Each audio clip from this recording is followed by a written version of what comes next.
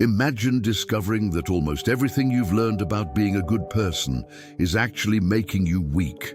Not weak in the obvious sense, but predictable, manipulable, easy to read.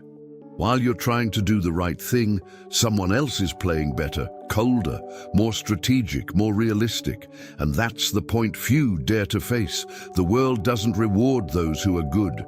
It rewards those who understand how the game really works.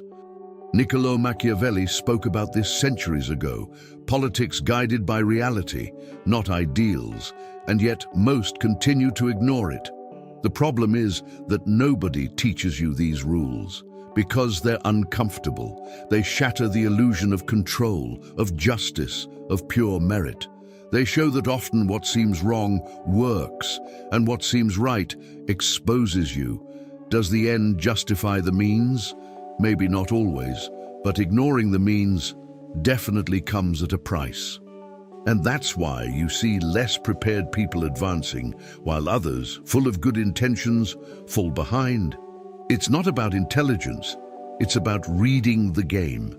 Decisions based on real human nature, calculated use of force, constant adaptability.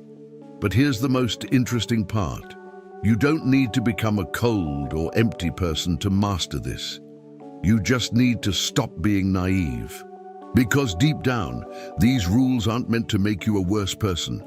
They're meant to make you impossible to manipulate. And when you understand that, something changes. You start to see patterns where you previously saw chance, intentions where you previously saw coincidence, strategy where you previously saw luck. And from then on, you never play the game the same way again. If something inside you awakened while listening, don't ignore that feeling. This channel isn't about videos, it's about memories. Remember who you were before the fear, before the exhaustion, before the silence. Each new video here is a different reflection of your own soul. An invitation to understand what the world never taught you. The power you seek outside has always been within you. If you feel that this journey speaks to what lives silently within you, sign up now. Not to follow yet another creator, but to reconnect with something the world tried to make you forget. Because here, every word was made to heal, each reflection to awaken, and each video serves as a reminder. You are not alone on the path back to yourself. Click on subscribe and turn the algorithm into a daily reminder of who you really are. He realized too late that talking too much was like giving away his cards before the game even started. Initially, he believed that communication was synonymous with exposure. The more he spoke, the more relevant he seemed. But reality, the one Machiavelli always observed coldly, teaches the opposite. Those who talk too much reveal patterns, intentions, and weaknesses. Silence, on the other hand, creates an aura of unpredictability. And in the game of life, being unpredictable is a silent form of power. Politics guided by reality, not by ideals, demands precisely this, observing more than reacting. He began to test this in simple situations, meetings, casual conversations, even family discussions. While others filled the space with words, he simply listened. And something curious happened. People began to reveal more than they should. Without realizing it, they gave away valuable information, their insecurities, their desires. It was like watching a game where everyone showed their moves, while he remained invisible on the board. Over time, he understood that silence wasn't absence, it was strategy. It wasn't about shyness, but about the calculated use of force. Staying quiet at the right moment was more powerful than any well-crafted argument. Think of a work environment. Someone criticizes your idea in front of everyone. The natural impulse is to defend yourself immediately, right? But by remaining silent for a few seconds, you break the emotional rhythm of the situation. This small space creates discomfort in the other person, and often they themselves begin to retreat or even contradict themselves. Better to be feared than loved, Machiavelli said. But this fear doesn't have to be aggressive. It can be subtle, psychological. Well-used silence makes others project more onto you than you actually show. And this puts you in a position of advantage without apparent effort. He also began to realize something even deeper. Speaking less helped him think better. When you're not busy trying to impress, your mind is free to analyze. Decisions based on real human nature begin to emerge more clearly. You observe patterns, identify hidden intentions, understand social dynamics that previously went unnoticed, and more. You become difficult to read. And people who are difficult to read are difficult to manipulate. This is virtu and fortuna in action, skill combined with opportunity. Instead of reacting impulsively, he began to choose when and how to speak. And curiously, the less he spoke, the more people paid attention when he finally decided to open his mouth, because now every word carried weight, every sentence seemed calculated, and deep down, it was. But silence alone is not enough. Because at some point, you realize that it's not enough to just observe. You need to understand without judging. And that's when the next level begins to reveal itself, almost like a door that only opens for those who have learned to remain silent long enough. He began to realize something uncomfortable but inevitable. The world doesn't function based on what is right or wrong, but on what is effective. For a long time, he judged everything, people, decisions, situations, as if there were a universal moral standard guiding every move. But real life, as Machiavelli rightly observed, operates on a different logic. Politics guided by reality, not by ideals. This doesn't mean becoming a cold or valueless person. It means ceasing to be naive. He began to observe leaders, business people, people who truly had power. And he noticed a silent pattern. They didn't react emotionally to situations. They analyzed, they calculated, they made decisions based on consequence, not on immediate moral judgment. While many said, "This is wrong," they asked, "Does this work?" And this simple change of question completely changed the game. Initially, this created an internal conflict because we were taught to seek approval, to appear correct, to maintain an appearance of virtue. But he understood that often this appearance is just a social mask, useful in some contexts, but dangerous when it becomes a prison. Imagine, for example, someone who avoids confronting a dishonest colleague because they don't want to seem rude. In practice, this person is sabotaging themselves. The law of strategic amorality teaches us to separate emotion from decision. It's not about doing evil, it's about seeing the whole picture. Do the ends justify the means? Not always, but ignoring the means also makes you vulnerable. Calculated use of force comes in exactly here, knowing when to act, how to act, and even when to retreat. In negotiations, for example, those who cling too much to justice lose opportunities. Those who understand real interests, their own and those of others, build an advantage. Over time, he realized that this mindset brought clarity and power. Because when you stop automatically judging, you begin to deeply understand human behavior. Decisions based on real human nature replace impulsive reactions. You start to predict movements, anticipate conflicts, see hidden intentions, and that changes everything. You stop being reactive and become strategic. But there's an important detail. This vision needs to be balanced with constant adaptability, because the same behavior that works in one environment can be a mistake in another. This is where true mastery comes in, knowing when to apply coldness and when to demonstrate humanity. Because in the end, the game isn't just about seeing reality, it's about knowing how to position yourself within it. And this perception begins to point to something even more subtle, the ability to show weakness without actually being vulnerable. He learned something few dare to admit.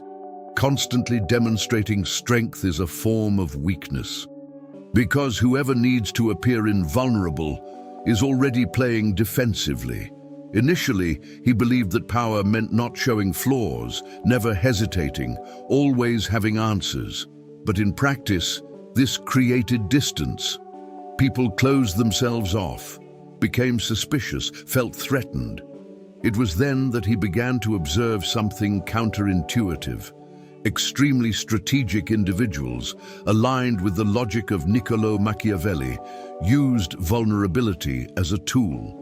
Not a real and uncontrolled vulnerability, but a calculated exposure, small admitted errors, occasional doubts, moments of humanity that seemed spontaneous, but which deep down were part of a larger strategy.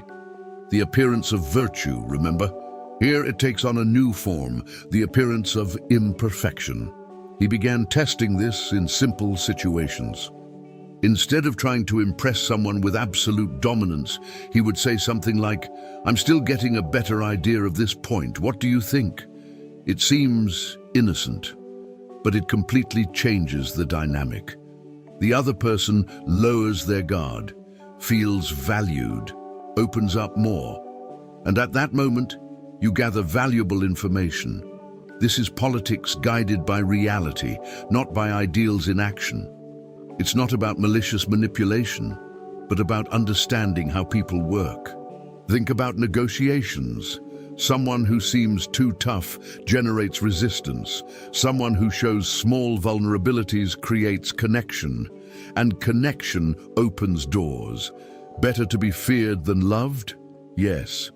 But being strategically accessible can be the way to get there without direct resistance. It's the calculated use of force in its most subtle form.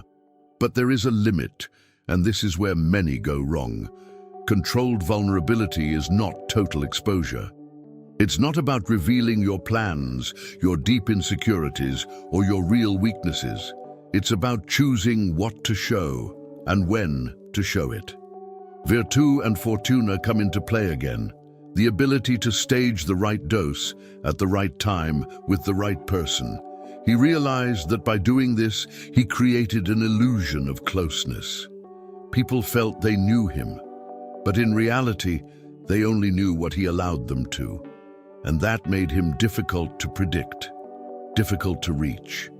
Decisions based on real human nature require this kind of reading.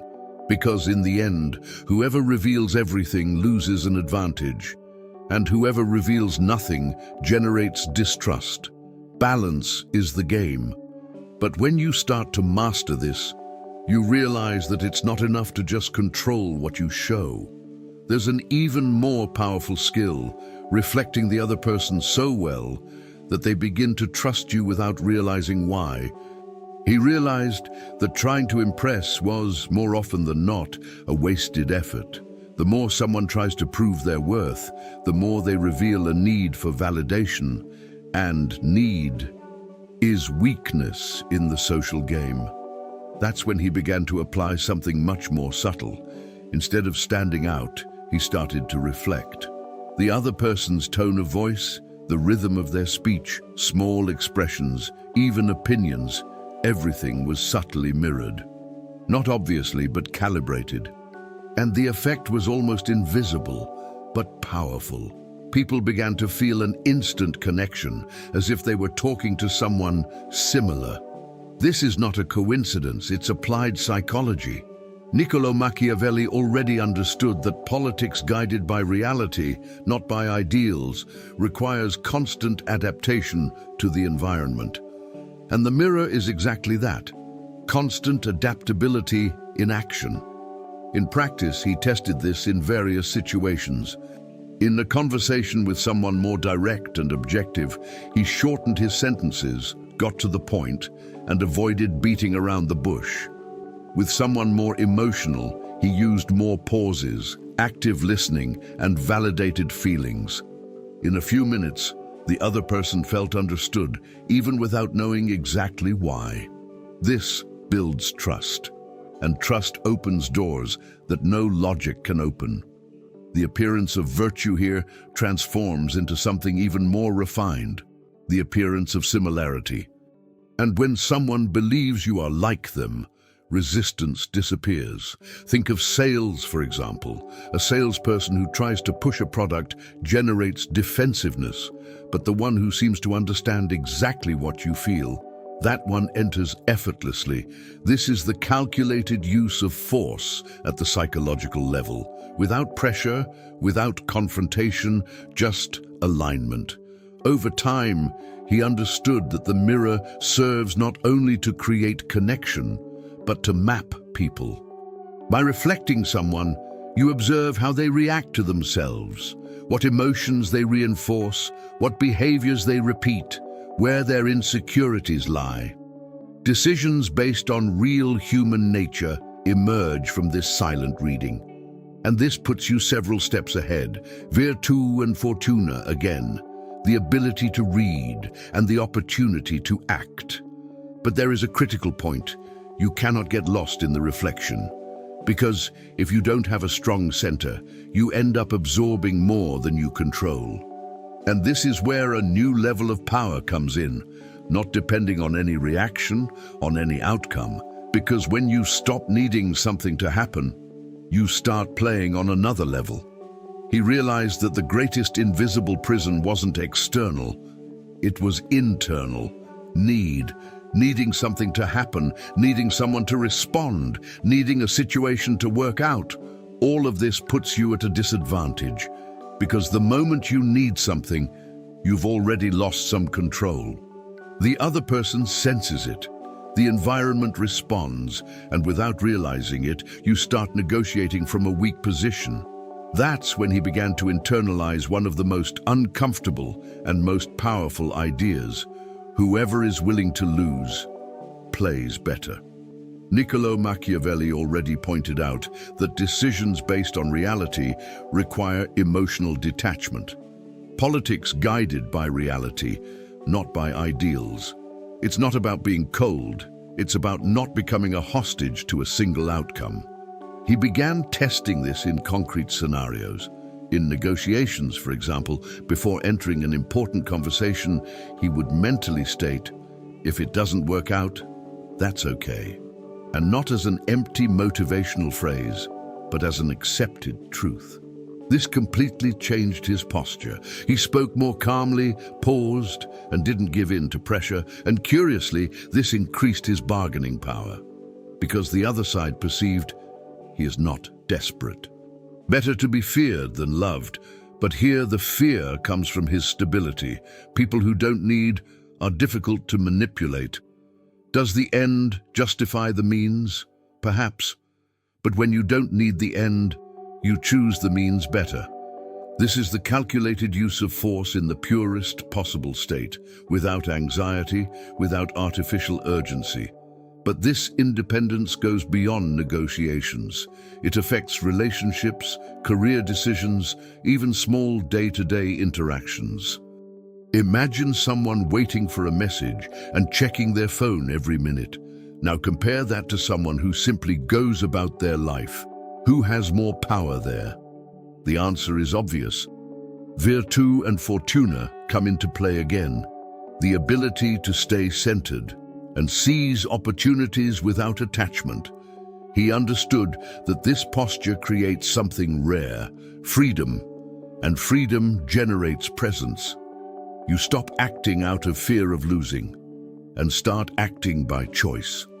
Decisions based on real human nature become natural, but there's an interesting side effect. When you no longer need, some people start to get annoyed, others get even closer, and some position themselves against you. And it is at this moment that a new game emerges, learning to use even opposition to your advantage. He understood that avoiding conflict kept him comfortable, but also kept him small. For a long time, he saw the enemy as something to be eliminated, avoided, or ignored.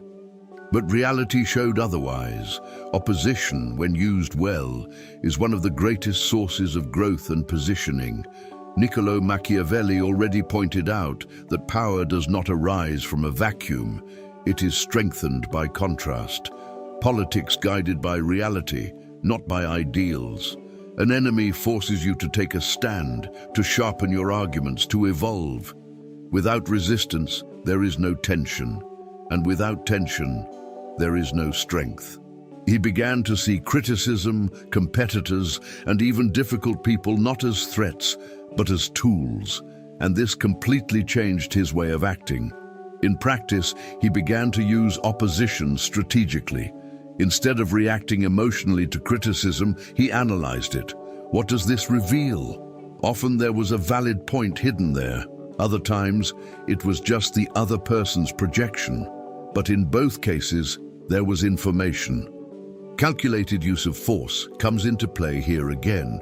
Responding when necessary, ignoring when strategic. Imagine someone in the workplace trying to belittle you. The common reaction would be to confront directly or defend excessively. But he did differently. He improved his performance, positioned himself consistently, and let the results speak for themselves.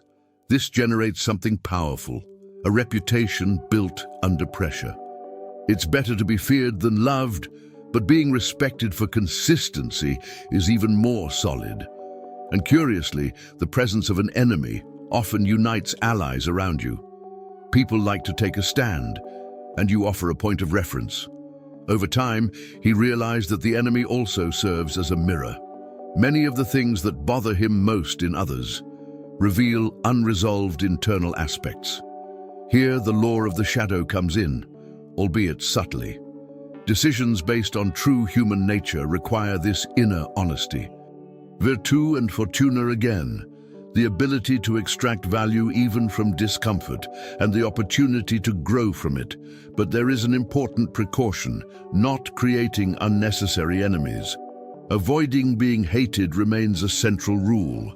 Opposition should be used, not cultivated recklessly.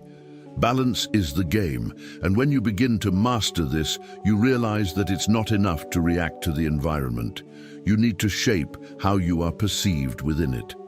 Because in the end, it's not just about what you do, but about who you appear to be. He realized that being always the same wasn't a sign of authenticity. It was a limitation. For a long time, he believed he needed to maintain a fixed, consistent identity in any environment. But reality, the one Niccolo Machiavelli accurately describes, shows that the world rewards those who adapt. Politics guided by reality, not by ideals. This doesn't mean being false.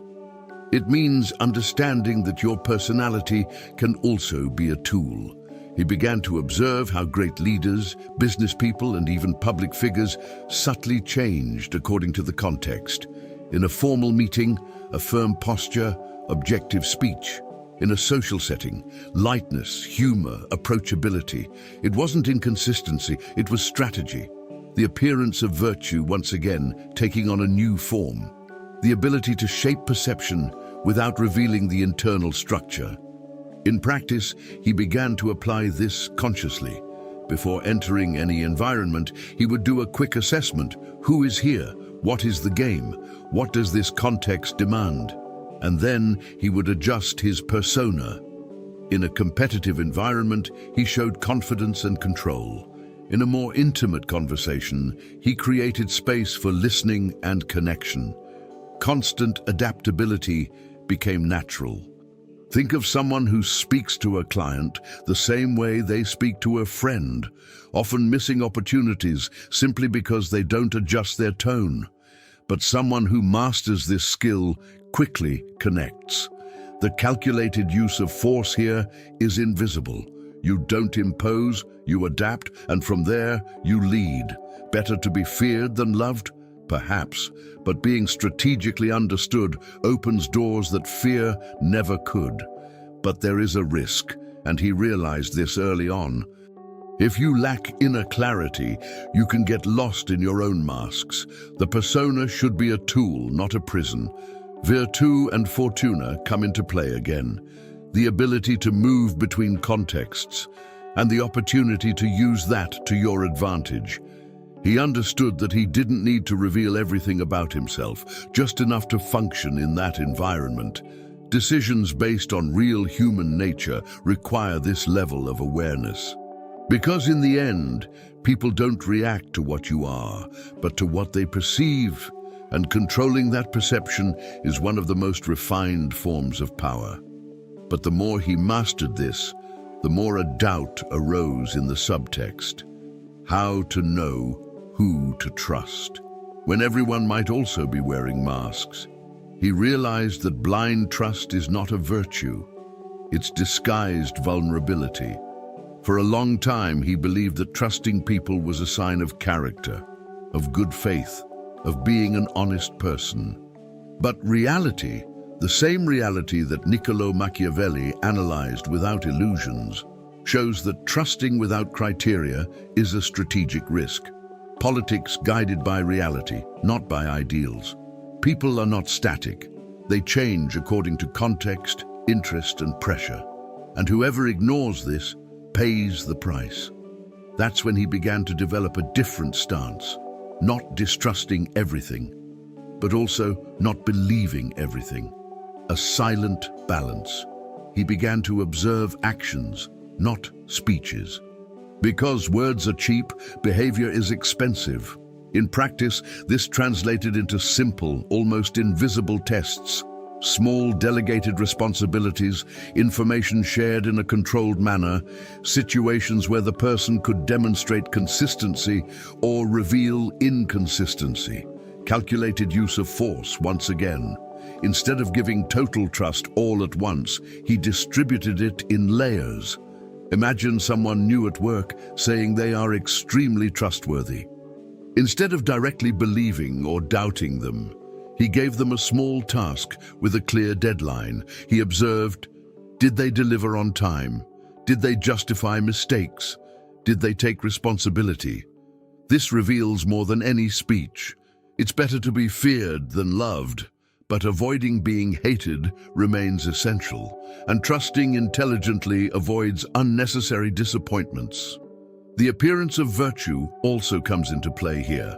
Some people know exactly what to say to seem trustworthy, but sustaining that in behavior is another story. Over time, he realized that this approach offered something valuable: predictability. Decisions based on real human nature require this kind of continuous reading. You begin to identify patterns. Who delivers, who promises, who wavers, who adapts. Virtù and fortuna come into play again. The ability to observe and the opportunity to act based on that. And most interestingly, by silently testing, you avoid direct confrontations. You don't need to accuse or argue. You simply adjust your confidence level according to the other person's behavior. This keeps your position strong and your image intact. But there's an even deeper level to this process, because by observing others so much, he began to perceive something unsettling within himself. Patterns, reactions, impulses that also needed to be understood. And that's when he encountered the most difficult part of all, that which he had been avoiding seeing. He realized that the greatest risk didn't come from outside, it came from within. For a long time, he tried to be only the right side of himself, controlled, rational, balanced. He repressed impulses, avoided internal conflicts, ignored thoughts that didn't fit the image he wanted to maintain. But the more he denied it, the more it gained strength. Reality, as Niccolo Machiavelli already suggested in his cold reading of human nature, doesn't work based on what you accept, but on what exists. Politics guided by reality, not by ideals. And your shadow exists whether you like it or not. Denying it doesn't eliminate it. It only makes it unconscious. And what is unconscious controls you without asking permission. He began to observe his own patterns more honestly. Disproportionate irritations, subtle jealousies, impulses for control, the need for validation, everything he previously justified or ignored, began to be analyzed, not with guilt, but with strategy. A calculated use of force, now turned inward. Instead of repressing, he asked, "What does this reveal?" For example, when feeling envious of someone successful, he stopped judging himself and began to investigate. There was an unacknowledged desire there, and that became a direction. Better to be feared than loved, perhaps. But first, you must not be a prisoner of yourself. An appearance of virtue may deceive others, but never you. And the more you try to appear perfect, the further you get from real control. Because perfection is a mask, and a mask cannot withstand pressure. Over time, he realized that integrating the shadow brought something rare: inner freedom. Decisions based on true human nature became clearer because now he understood not only others, but himself. Virtù and fortuna reach a deeper level here: the ability to deal with one's own chaos and the opportunity to transform it into direction. He stopped reacting impulsively because he recognized the triggers before they took over. Avoiding being hated remains strategic, even by himself, because self-sabotage is born precisely from what you don't want to see. And in the end, he understood something few accept.